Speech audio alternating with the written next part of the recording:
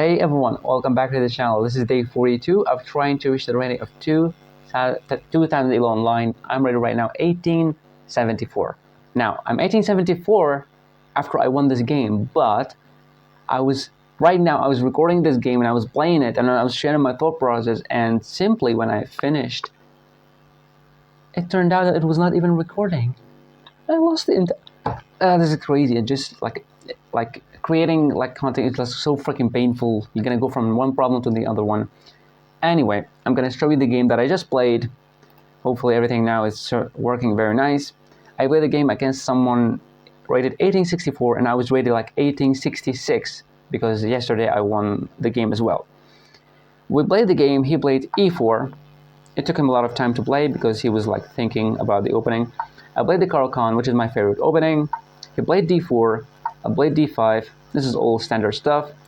And here he decided to go for the advanced variation when they play here. Now, many players decide to play like c5 at this position, and many choose to play bishop out. And I'm one of the people who like to get out with the bishop first.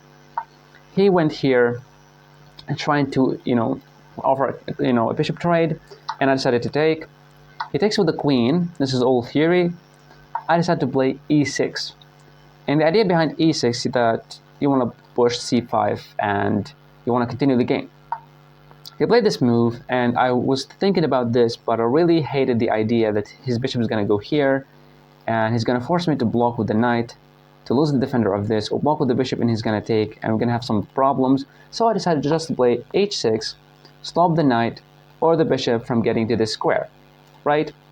And then my idea is to push the c5 pawn. He played this.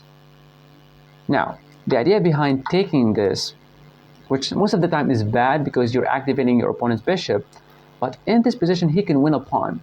Can you find out how?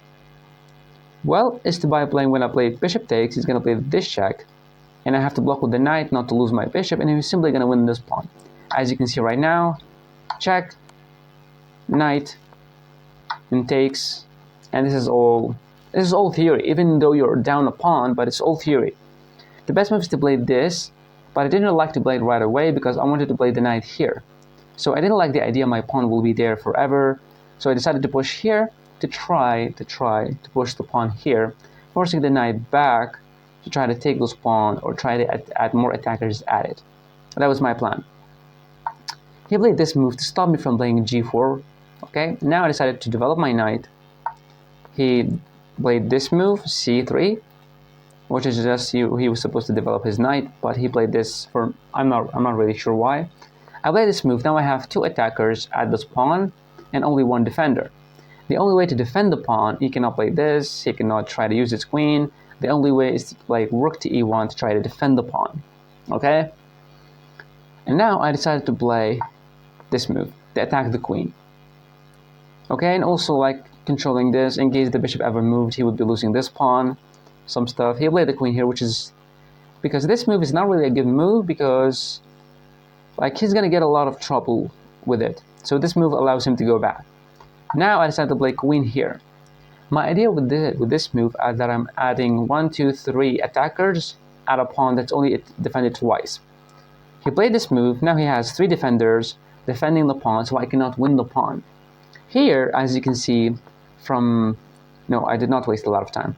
I played this move to try to stop him from playing the b4 push. As simple as that. He played this move, and here, look at my time, 11:53, 6:43.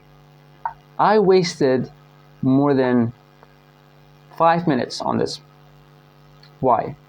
Because my plan, I was trying to win this pawn, and my idea behind it that I was trying to go here, to take the pawn. But I was thinking about all other kind of stuff to try to defend, and the knight. It was really complicated. But then he played this move. This allows me to win the pawn back, so I played bishop to g7.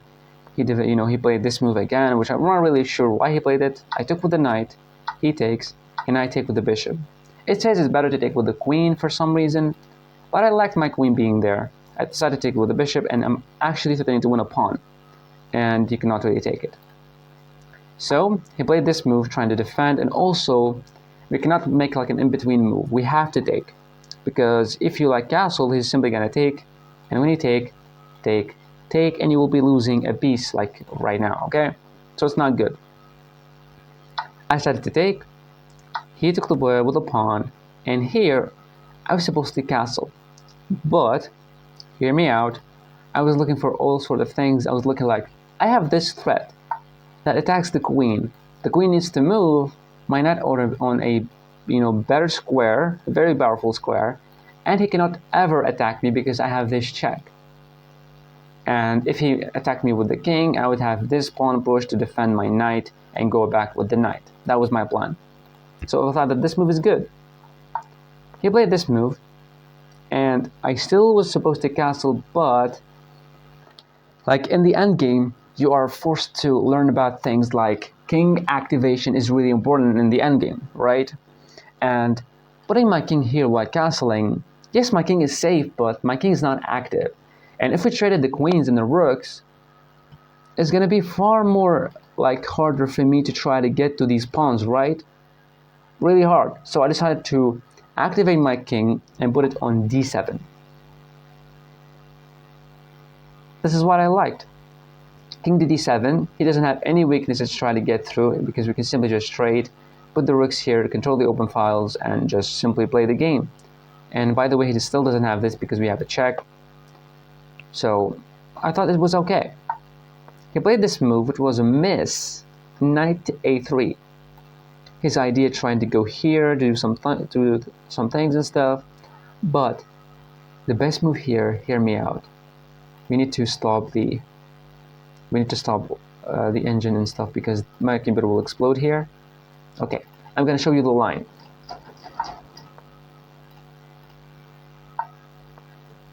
Why the frick is not working?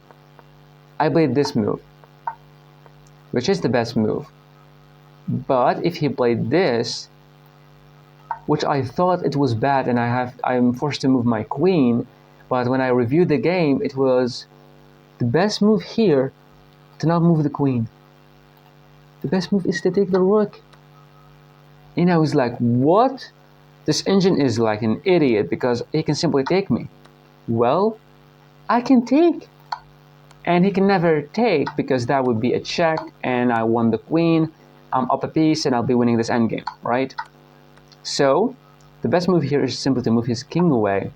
And the engine suggests that playing with two rooks and a knight versus the queen is very holdable and it's really nice. Imagine that. The queen can slide here and I don't know what to do. He's attacking two pawns. I don't know what to do. My rooks, yeah, it seems active. His knight cannot get into the game, which is really nice.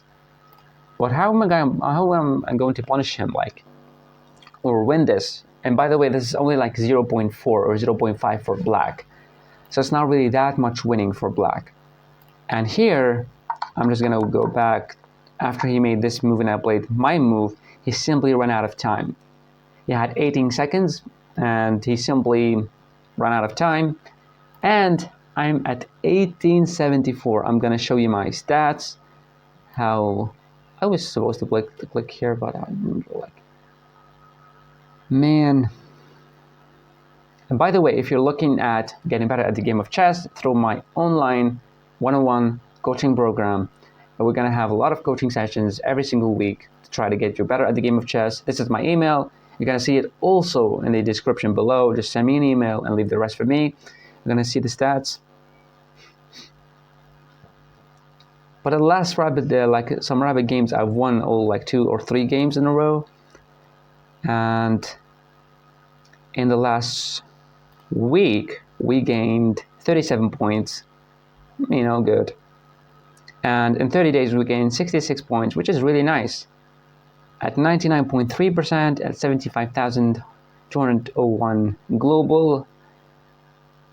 I'm just really loving it. Because, like, let's say how many games I played in 7 days? 21 games. We won 12, lost 7, which is really nice. 57% win percentage, so I'm getting better. And my best win was like someone rated like 1957 and stuff. And the tip that I want to give you, like in today's video, that Playing more chess is better to train your pattern recognition, to see the board more often. It's really good for you. But it doesn't necessarily mean that playing more will be equal to gaining more elo. It doesn't work like that. You need to play more or to see the board more often to train your, your chess calculation, your chess vision, to see the board, to see like a couple of moves later on.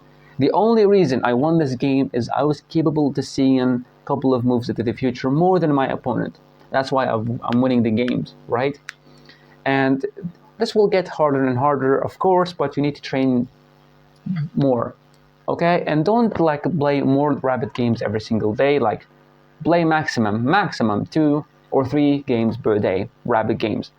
You can play as much as you want in Blitz, because in Blitz you're only just training yourself to play faster and think faster, and this is really perfect. But don't play Bullet. Play Blitz, it's okay. Like 5-minute Blitz, it's really nice, or 3 minutes plus 2, it's really nice as well. And when it comes to playing rapid games, you simply play 2 games, or 1 or 3. I personally play only 1 game per day while recording it. Why? Because it's like how can I say it? Like when you go to the gym, you can work out like 15 reps of like a really like small weight, okay? Not really that heavy, or you can do like 1 or like 3 like sets of really heavy or really like heavy weight that actually challenge you. So which one is better? Of course, you need to do less sets, which actually equals like a better progression in chess. This is what you're supposed to do. So play less games, but you learn from them. As you can see, when I finished the game, I went straight to the game review, looking, why is this? Why this? Why this? What was I supposed to do? What he was supposed to do? How could he win? This is what you are supposed to ask yourself. Ask yourself questions in the game of chess every single time. Why? How? And eventually you're gonna get better. Of course, you can never do something every single day and get better at it and not see results. That's crazy, right? So that was it for today's video. Thank you so much for watching. I'm gonna see you in the next video. Bye.